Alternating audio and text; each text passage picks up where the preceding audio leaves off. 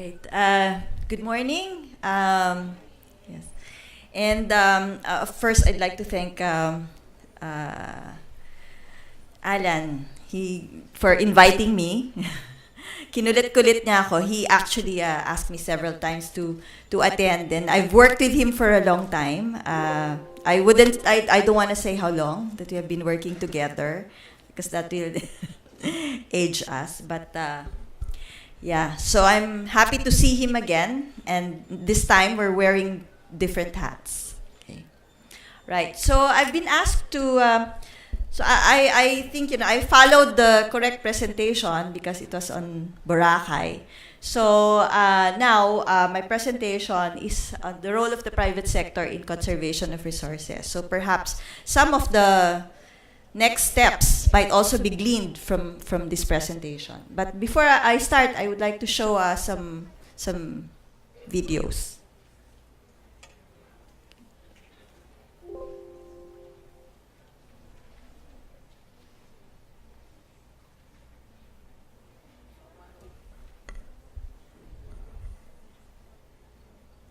Okay.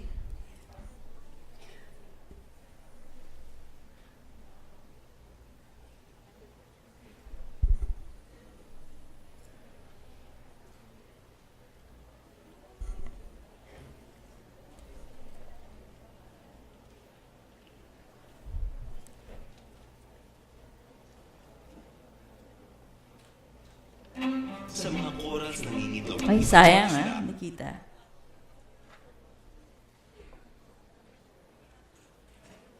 There. Okay. Tatlong sets to. Okay. Mga bagong isda ay nabubuhay at naninirahan hanggang ganap na lumakas. Sa malinis na karagatan sila ay lalaki. Mga isda ay may mga anak sa tamang panahon. Mga isdang aabot sa ating palengke upang tayo ay may isda sa ating mapagkainan. Kung mga oras ay nasisira dahil sa ating magawain, paano na ang buhay? Paano na ang isda ang pagkain natin? Kung wala yun, wala ito. Okay, next. Bawat uri ng buhay ay mahalaga para sa isa't isa. Maaaring isipin na ang isang uri ng ibon ay pwedeng wala sa likas na tirahan nito. Subalit, kung wala ang ibon ito, dagdagan ang pesting kinakain ito. Pesting pagkain man ay palay. Lubos ng sumisira sa taliman. Pagkadugi sa hanap buhay ng magsasaka. Dudot din ay kakulangan ng bigas sa mga palengke. Kaya kung wala ang ibon ito, paano na ang kabuhayan nila? Paano na ang bigas natin? Kung wala yun, wala ito. Okay, last. May mga bundok na malawak at lagubatan. Natirahan ng maraming uri ng hayop dahil sa likas na ganda, magandang tanawin at pasyalan nito. Nagkakaroon ng hanap buhay ang mamamayang nakatira sa paligid nito. Kainan, tindahan, tirahan, at kung ano pang mga negosyo. Mahalaga na manatiling maayos ang bundok at lagubatan. Kung ito ay masira at mawalan ng likas na ganda, paano na ang kanilang kabuhayan? Paano na ang ating pasyalan? Kung wala yun, wala nito. Okay. So these were a set of videos that was our project before when I was still with the Department of Environment and Natural Resources. And then just to contextualize what is yun in the video. Kung wala yun, wala nito. Yun is the biodiversity, if you noticed. And what is biodiversity? Okay.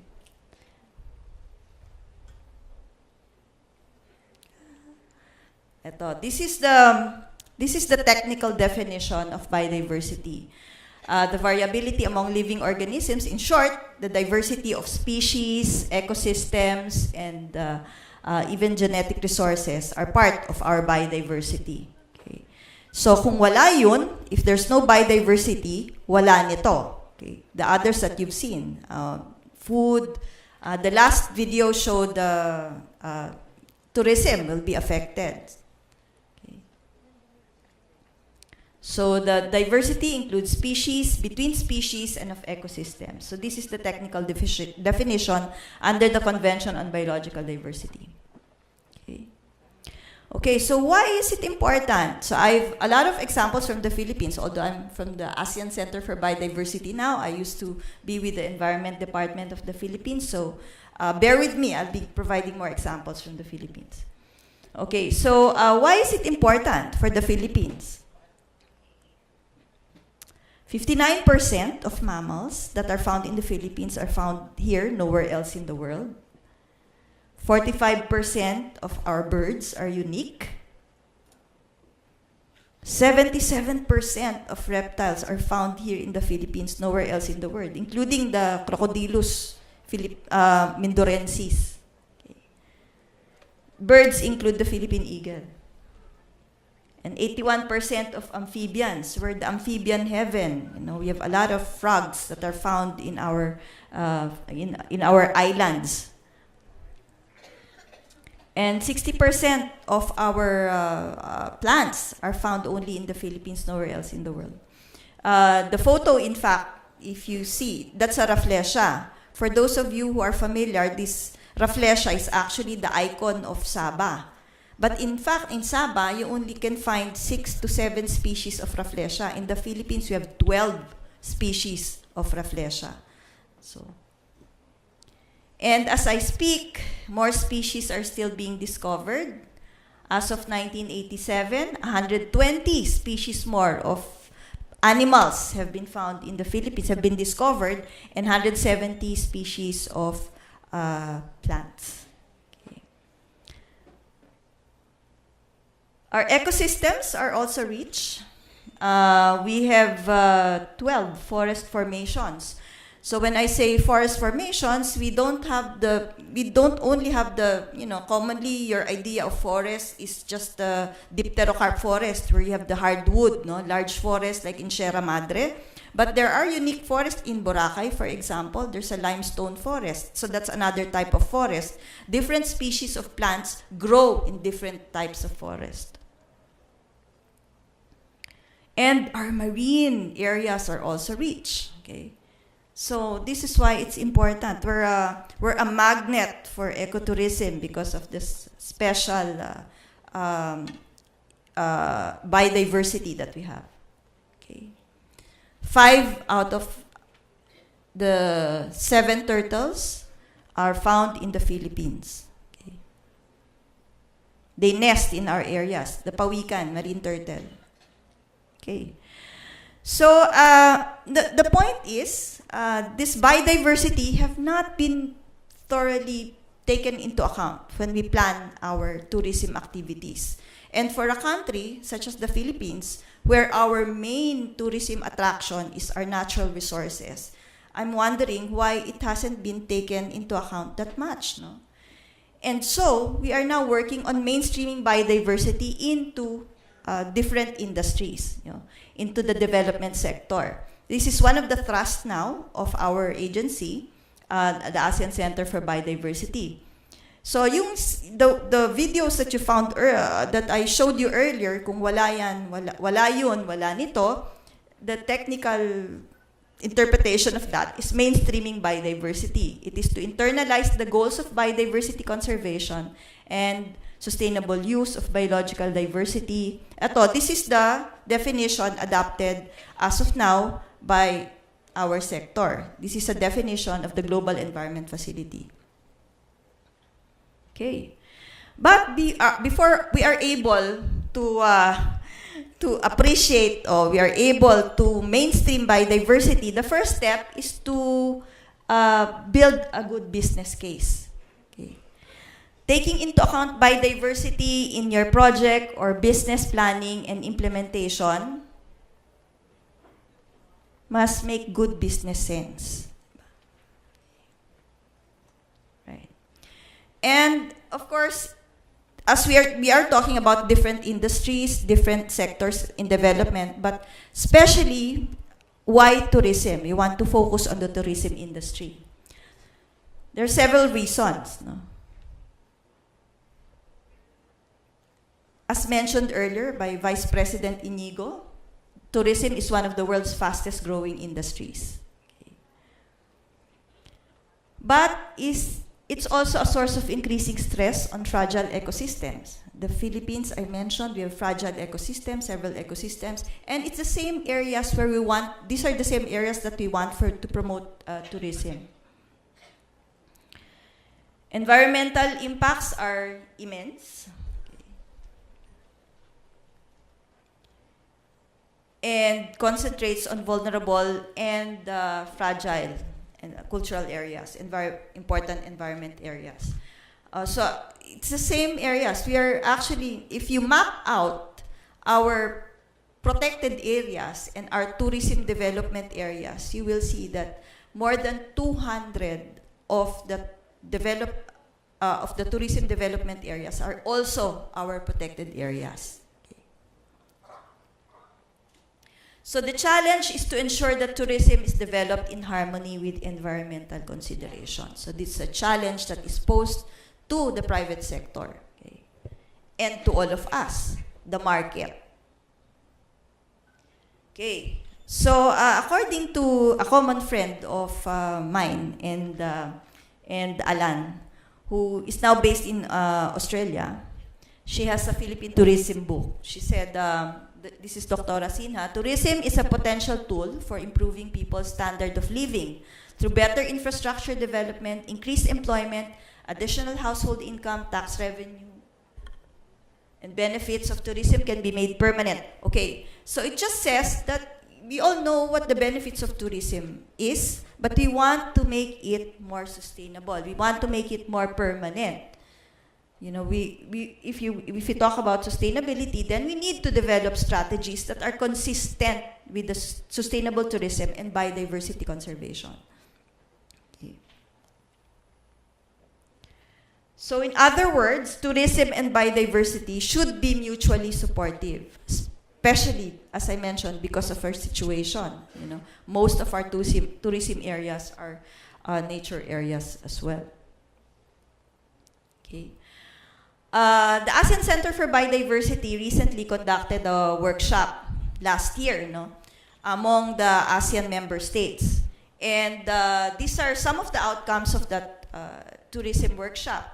Of course, nature-based tourism, which we all know. This is already, of course, everybody knows that when you talk about tourism, nature-based tourism, you rely on the diversity that we have, biodiversity of species and ecosystems. Okay. And there's a study that visits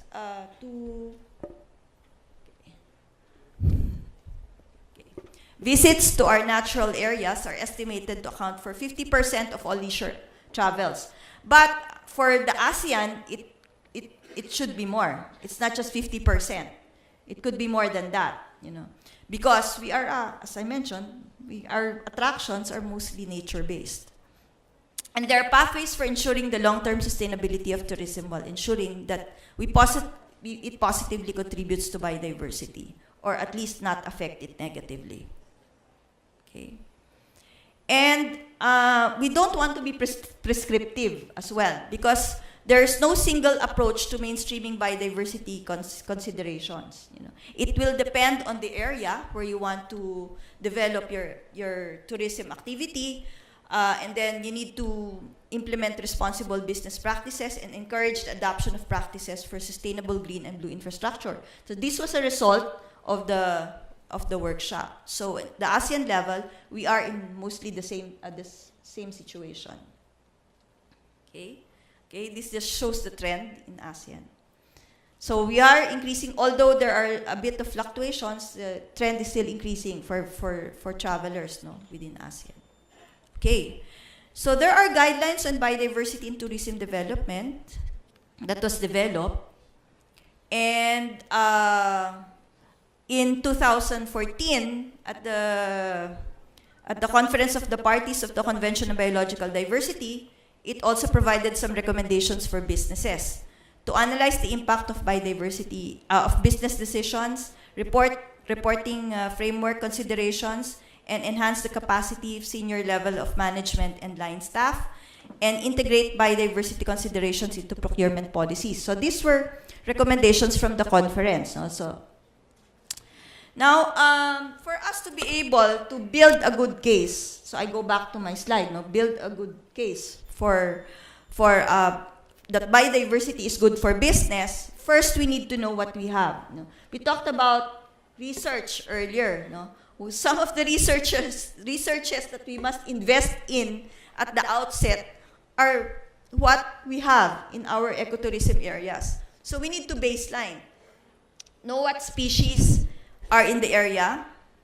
Okay. May point. All right. So these two, oops. Okay. These two here are not dating. They're actually counting bats. Okay. So they're looking at the horizon. This is in Boracay. So there's a bat count regularly to determine the effect of development on bats. And this is a survey of the soil, the land. This is in Liguasan Marsh. Okay. So they want to find out what the type of soil is in the area. Okay. Okay. So I talked about kanina the previous speaker talked about Boracay. I was just speaking to Alan here that we have been talking about this issue for a long time. It's not just recently, but we already know that Boracay has subterranean caves, and this assessment should have been taken into account, considered. So before you go invest, it's important that you know where the caves are. Are you going to build your facility on top of the cave? What are the geohazardous areas that should be avoided? Wetlands. You need to know if you are going to build on top of a wetland, that should be considered, because that can cause flooding. You will be blocking the waterways. And then it's important as well to know the species of birds that you have. This Philippine eagle. These are the unique species of birds that the Philippines has. This is just in Pampanga. This one. Okay. Bee-eaters, we have colorful birds. And if you know what your birds are, then you can actually promote birding. No? It's difficult to promote birding if you don't know what species of birds you have in your area, what you need to focus on. So in fact, if you have a bird, based on the study of U.S. Fish and Wildlife Service, that the total revenue from birding in the U.S. is 107 billion per year. And we have, as much unique species of birds here than comparably than the U.S. Okay, so number one was on baselining. Know your species, know your ecosystems. Invest on that. Invest on these studies. Second, you need to formulate your plans. Okay, based on the information that you have gathered from your baselining, from your assessment. You need to form a plan. It should be consistent with local priorities. So in here, we have a consultation with the local government, with the communities, to find out, how we can also be consistent with their plans. No? Okay, and this is an example that I can present where we coordinated the mayor of Bangi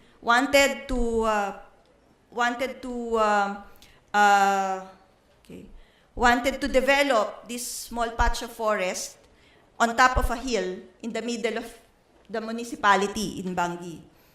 And to plan, we were able to assess the area first. We went there, we looked at some of the plants. So this is a banayoyo. It's a medicinal plant, indigenous to the Philippines and Asia.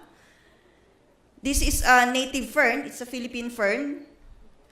And then this is a tetrastigma plant. The tetrastigma vine is actually an indication. It's a host plant for the Rafflesia. So these are very... So based on that, we capitalized on forest corridors, emphasized native trees. So the plan was for meditation yoga hill. No? This is another example. This is in somewhere. This is a septic tank. The planning of this septic tank, it was beside a hole. a sinkhole. So apparently it was not planned so well because it was beside a sinkhole, and in fact the sinkhole was being used as a septic tank. And so of course there's seepage in the marine area. Okay. And this is in Apo Reef. This is group of sharks. Okay. All right, so if you know what you have and you plan for it, now you can, it swims. If you can move the, so these are baby sharks. So if you know what are the attractions are, you know how to protect it, and you can set it aside for protection or for limited. Okay. Yan. So baby shark. Kakanta na eh. Yeah. So, okay. Right. So it's also important. Boracay talked about planting mangroves. It's important that we plant the right species. Okay. So you can plan where to, if you plan your mangrove area, you know where to put your walks. It can be as fancy as this, or it can be no walk at all. Peatlands, special forest, this is in Liguasan Marsh. Okay. You need to know if you have a peatland in your area, okay, so that you can build the proper structure. Sustainable supply chain. The private companies are key players in the tourism sectors. Okay. So if there's sustainable practice, you have a well-functioning, healthy environment and stable economy. And of course, it goes back to the private sector as profit, especially now, no, because the mindset of our tourists is now evolving. You know, they are looking for more green tourism activities. Green building designs should be taken into account, and sourcing community-based, biodiversity-based, environment-friendly products. Okay. This is a mangrove that grows at the seafront, and it's important that you plant the right mangroves so that you are able to defend yourself from sea level rise. And this is a community that uses the products from the mangroves. Okay, so they use the mangrove roots for chips and cookies, and they use the mangrove seeds for mangrove syrup.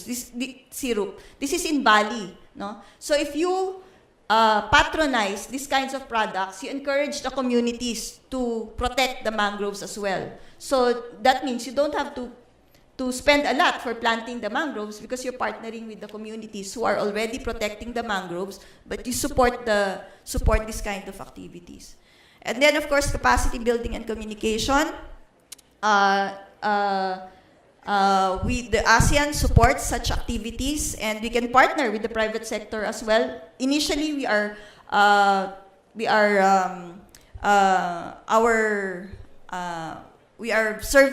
providing services to government, but we can work with the private sector for these cross visits and exchanges. Okay, communication, social media is very important.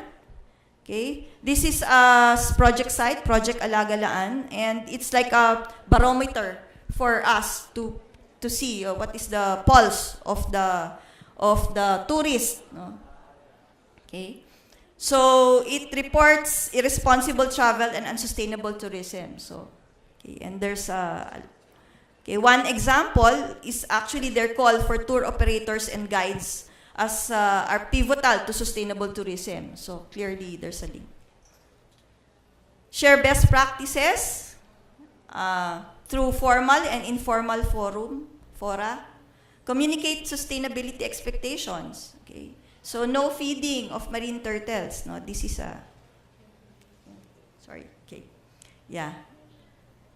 All right, so before you embark on such activities, protect Tubatari, for example, you dive into Bataha and show that you need to be able to walk your talk and really believe that biodiversity is good for your business. Okay, thank you.